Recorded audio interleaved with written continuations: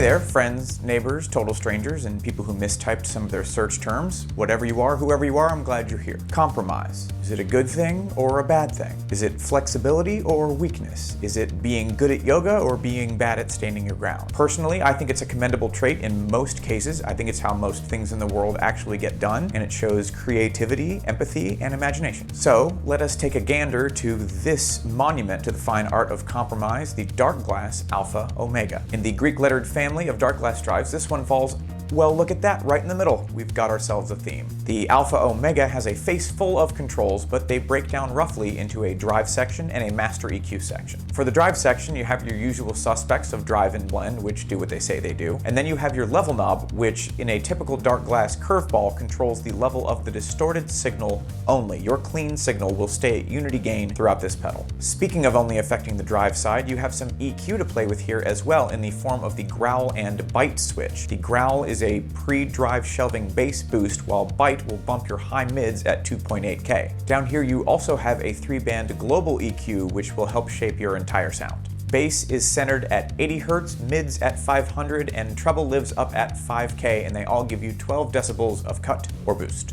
So here comes the cool part. This drive pedal actually has 2 drives in it, and this mod knob lets you blend seamlessly between them. At one extreme, you have the bright, distorted Alpha, and at the other end, the more fuzz-inspired Omega. All Darkglass pedals that sport the navy blue have this knob, and it's what sets them apart not just from other Darkglass offerings, but from most other drive pedals that I have messed with, and I love it. This version comes with some more flexible routing options for your signal as well. Signal comes in here and goes out there. You also get a parallel output, which is a copy of your input signal so that you always have a clean line to run to another channel on your recording console, another pedal board, another amp if you're super fancy, pretty much whatever you want. This bad boy is also a DI, what with the XLR out and ground lift and all. Foot switch here is a soft touch relay. Love it. I'm just going to keep mentioning it until everyone who makes pedals uses it. Okay, let's fire it up.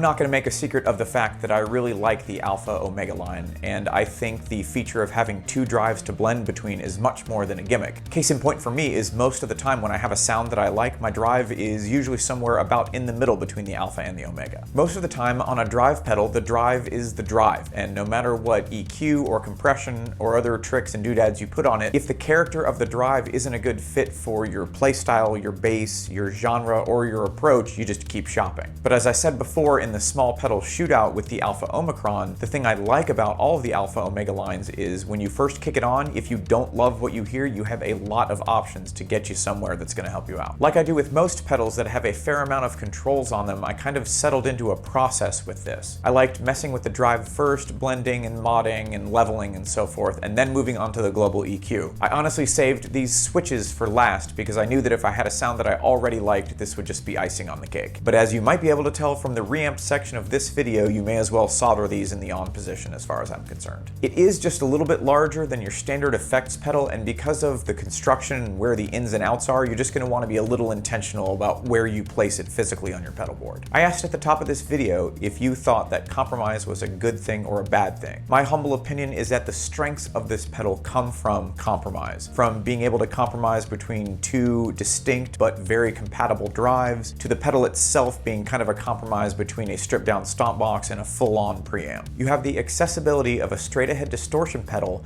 and then you have the flexibility to fine-tune the things that make the biggest difference in your final sound. The complexities on this pedal exist for a good reason, and they're there to help you find the sound that is most balanced. Okay, I think that's gonna do it. This has been the Darkglass Alpha Omega. I've been Amos. You've been amazing. Good luck adjusting to the time change.